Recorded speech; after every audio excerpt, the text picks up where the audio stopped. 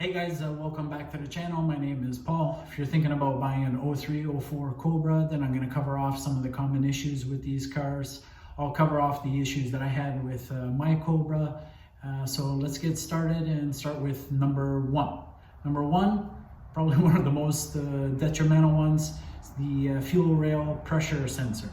All right, continuing with number one, that's your fuel rail pressure sensor. You want to make sure that guy's in good shape. I can tell you my buddy's experience, his car wasn't starting, had rough idle, and his was sputtering like crazy. Ended up being this guy. So it's basically flooding your motor, so therefore it's going to cause all those issues.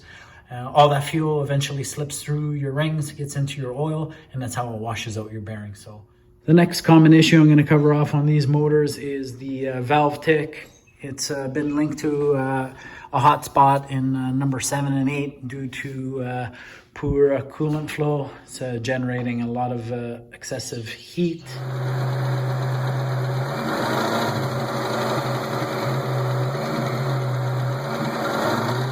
So more common in the 03s. And there's some arguments that the 04s don't need it, but nonetheless, seems like the workaround is the head cooling mod. Mine's an 04, so just for peace of mind, I did do the head cooling mod.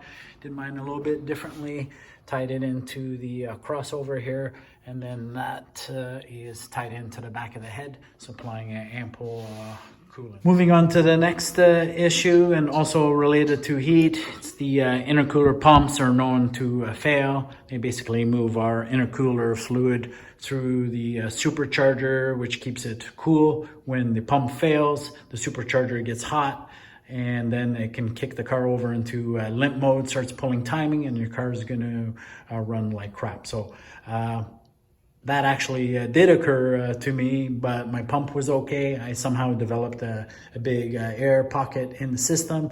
I burped it, and it's been fine since. So just be aware of that issue as well. All right, another issue in the engine bay would be your idlers. These Cobra motors are known to eat idlers for breakfast, especially once you start modifying the car. You know, pulley, bigger blower, whatever the case may be. So just keep an eye on your idlers and the condition of them. As soon as you hear some, idler squeak, I'd have a close look at that. All right, let's talk about a few more issues that I can't necessarily show you per se, but that I had to also deal with. Throw bearing, clutch chatter, and a noisy tranny. Those all kind of tie in the same for me. So I know a couple friends that had the exact same issue. Actually, I've heard noisier trannies and clutch chatter than mine. It really, I guess it depends on the clutch you're running, but nonetheless, I ended up replacing the throw bearing. I put in a dual friction center force clutch, and that seemed to settle it a bit. And then I changed the tranny fluid. I went with the Viper spec tranny fluid, and that really settled the noise down. So that's a common issue, not detrimental, it's just more annoying than anything. Another issue very common on these Cobras is the famous Cobra Clunk. That's coming just from the IRS, and we're now bushing, so I had that as well. Mine was very bad.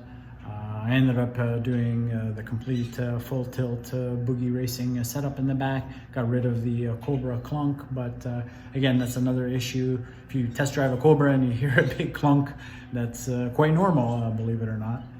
Last common issue that I want to cover off for today is the rear axle nuts. The stock ones are known to back off even after being torqued down every once in a while. So the fix is the updated nut from Ford.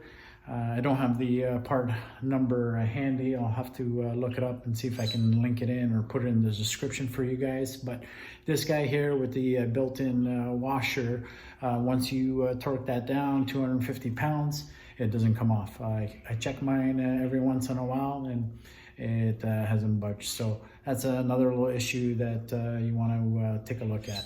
So I'm going to end the video here. Hopefully this helped some of you guys out. Don't forget to like, comment, subscribe to the channel, and of course, thanks for watching.